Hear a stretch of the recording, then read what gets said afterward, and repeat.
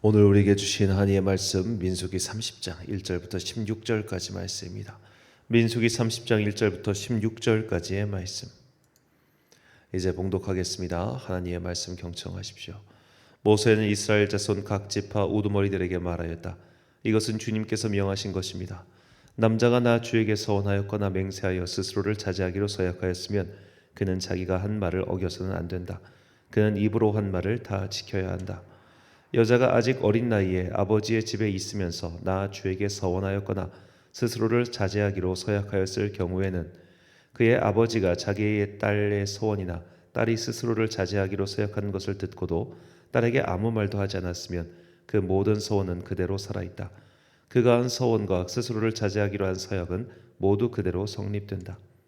그러나 딸이 스스로를 자제하기로 한 모든 서약과 서원을 아버지가 듣고서 그날로 말렸으면 그것은 성립되지 않는다.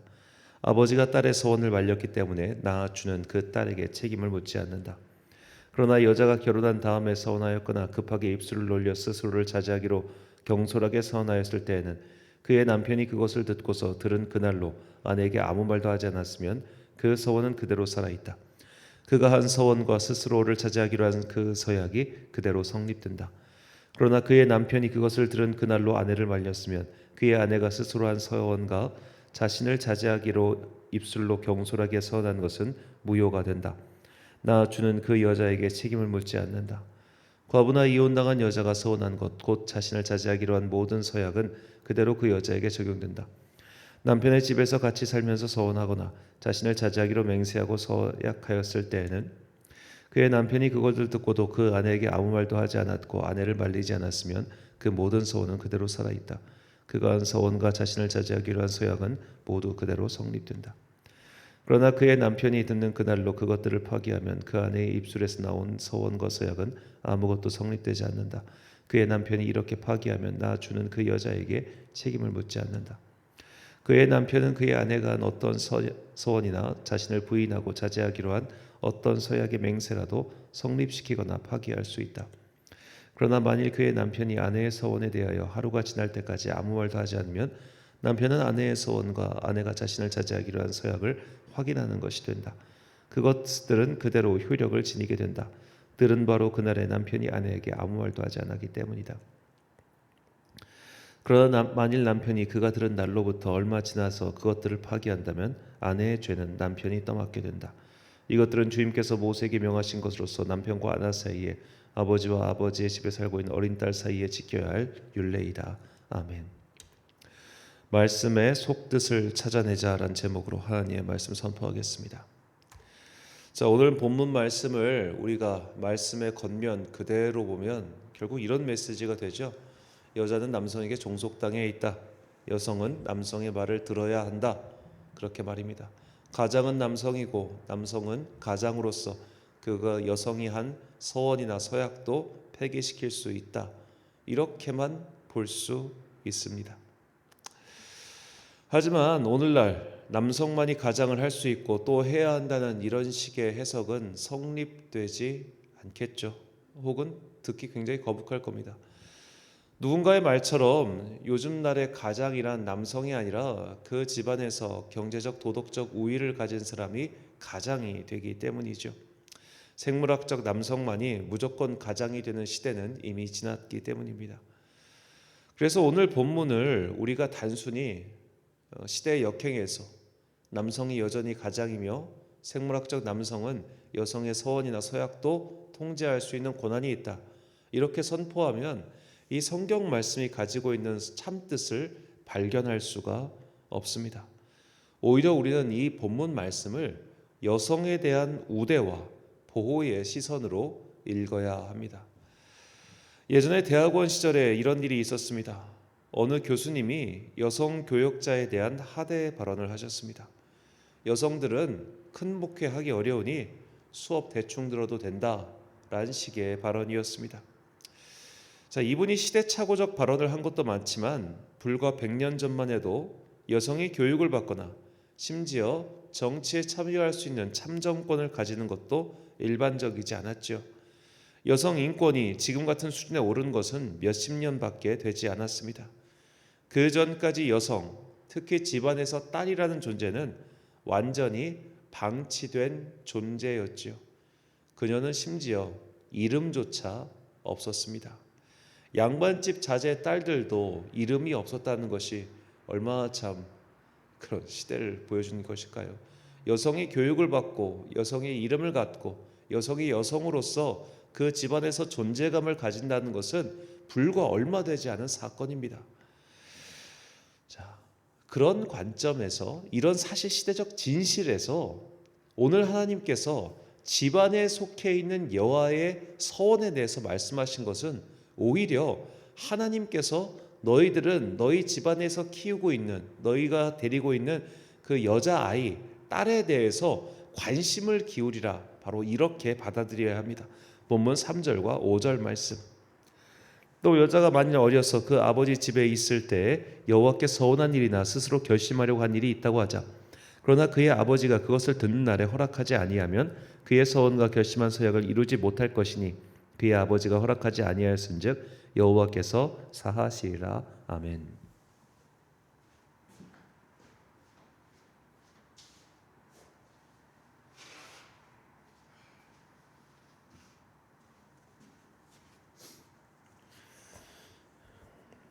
자, 이 말씀, 집에 아직 분가하지 않은 딸이 있는데 그 딸의 서약을 아버지가 취소할 수 있다, 이 말이죠. 자, 만약에 이게 조선시대였다면 어떤 일이 벌어졌을까요? 딸이 집안에서 아버지께 이런 말을 할 일도 없었을 겁니다. 그리고 설령 그런 말을 했다고 해도 아버지는 거기에 아무런 관심을 기울이지 않았을 겁니다. 있으나 마나한 존재니까요. 자, 있으나 마나한 존재인 집안의 딸의 서원, 걔가 지키던 말던 아무런 관심도 없는 그런 존재. 하나님께서는 너희 집안에 있는 딸을, 너희 집안에 있는 여자를 그런 식으로 대우하지 말라고 하시는 겁니다. 너희는 그의 말에 귀를 기울이고 그것을 폐기하는 것도 당연히 가능하다. 왜냐? 그것은 너의 교육적 지도이자 동시에 의무라는 거죠. 자, 이것에 대한 증거 중 하나가 왜 오늘 본문에 남자아이의 서원에 대한 말씀이 없을까요? 집에서 키우는 여자아이, 즉 딸, 집에서 키우는 남자아이, 아들, 이 둘 다에 대한 이야기가 나와야 이것이 그냥 남성이 집안의 가장이며 남성이 전권을 휘두른다, 이런 식의 해석이 성립할 때인데 아들에 대한 말은 이런 방구도 나오지 않잖아요. 왜 그렇습니까? 아들이 한 서원이나 서약에 대해서는 당연히 관심을 기울이기 때문입니다. 당연히, 굳이 말할 필요도 없이 너무나 당연히 아버지가 그것을 관심을 기울이고 교육을 하고 계속해서 일종의 케어를 하잖아요. 근데 여성은 케어 밖에 있는 존재였단 말이에요. 하나님께서는 너의 가족의 가장의 돌봄 아래 그 여자를 당연히 데리고 들어와야 된다고 지금 말씀하시는 겁니다. 이 말에 대한, 이 주장에 대한 또 다른 증거가 민수기 27장에 나오는 슬로보핫의 여자 딸들에 대한 말씀입니다. 슬로보핫이라는 사람이 있었습니다. 그런데 그가 남자, 아들 없이 죽었습니다. 그러자 남자만이, 아들만이 재산을 상속할 수 있다는 기존의 법률과 그들의 상황이 충돌을 일으킨 거예요. 그래서 이 슬로보핫의 딸들이 일종의 민원을 제기하자 하나님께서 그 민원을 수용해 주십니다. 민수기 27장 4절과 7절 말씀. 어찌하여 아들이 없다고 우리 아버지의 이름이 그의 종족 중에서 삭제되리이까? 우리 아버지의 형제 중에서 우리에게 기업을 주소서 하매 슬로보핫의 딸들의 말이 옳으니 너는 반드시 그들의 아버지의 형제 중에서 그들에게 기업을 주어 받게 하되 그들의 아버지의 기업을 그들에게 돌릴지니라. 아멘. 자, 하나님께서는 남성을 여성보다 우월하다고 하신 적도 없고 또 우월하게 만드셨다는 증거도 없습니다. 하나님께서는 오히려 여성이 제대로 인정받지 못하고 존중받지 못하는 상황에서 그들의 말에 귀 기울여야 하며 딸들도 부모로부터 제대로 된 교육적 지도를 받아야 한다고 지금 말씀하고 계시는 것이죠.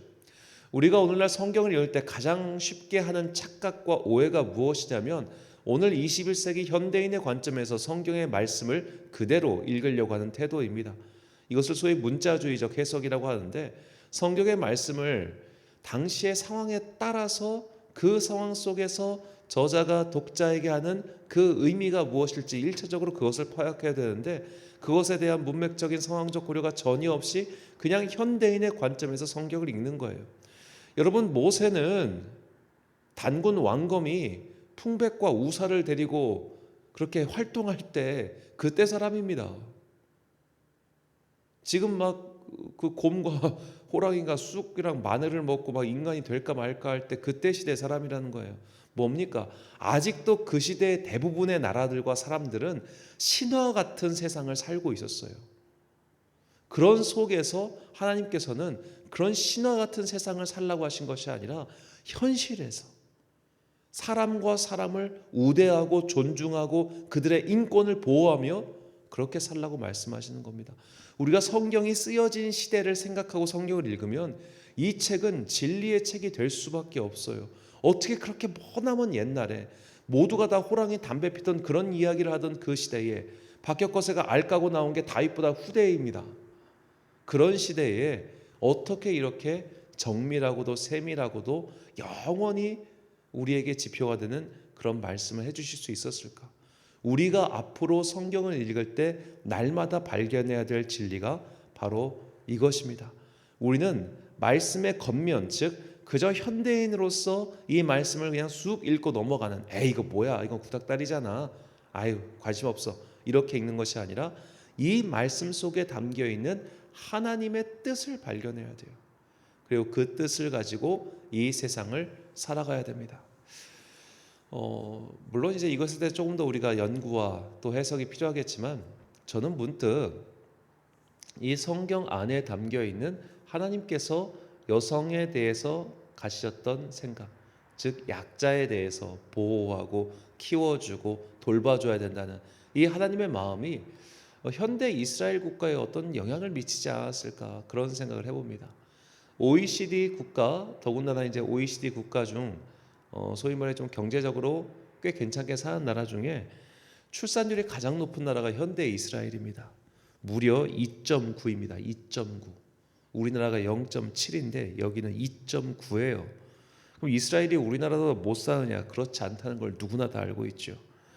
자, 현대 이스라엘 여성들은 무려 군대를 갑니다. 여성의 사회 질출도 활발합니다. 그런데도 자녀를 셋 가까이 낳습니다.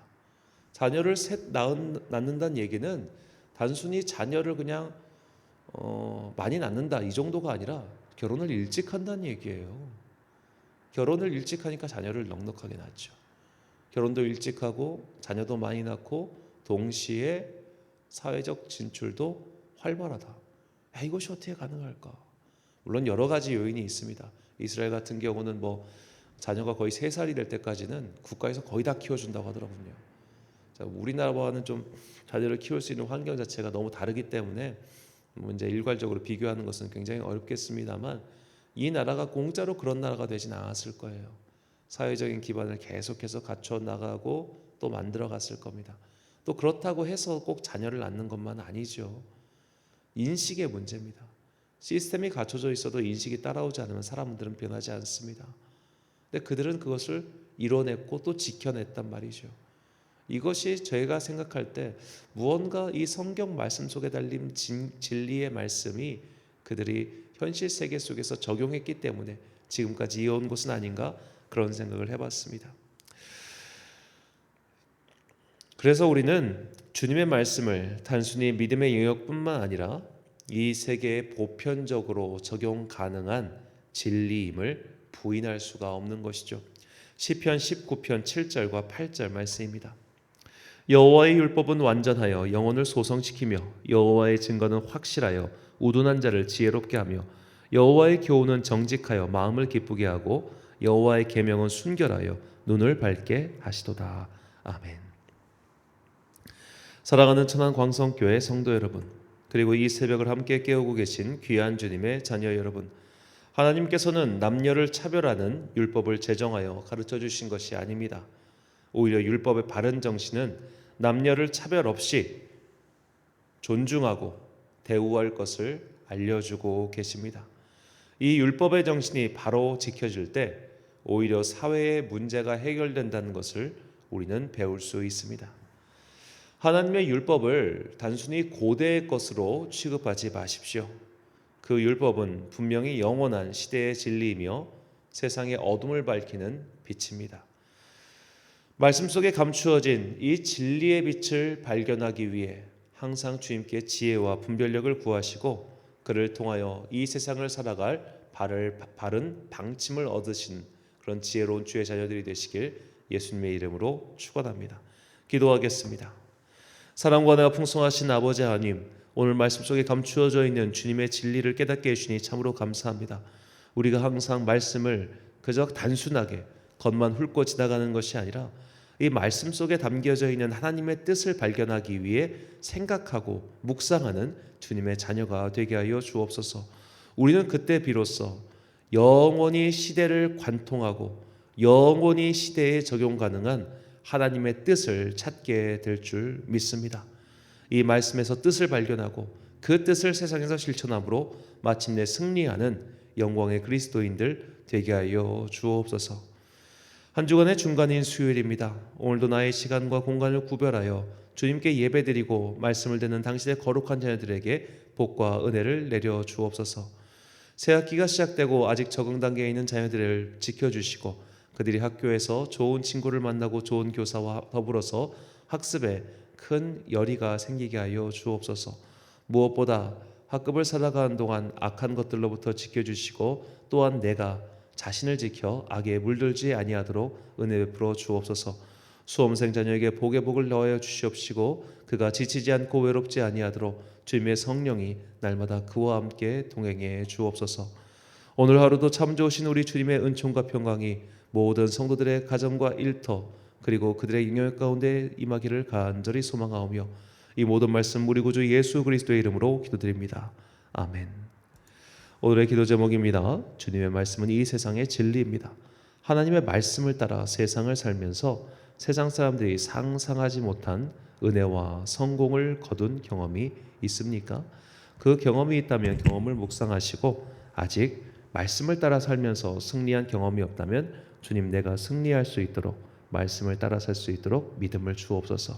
그렇게 간구하는 오늘 하루가 되시길 주님의 이름으로 축원합니다. 오늘 주신 기도의 제목 가지고 기도와 묵상에 힘쓰는 하루 되십시오. 기도하겠습니다.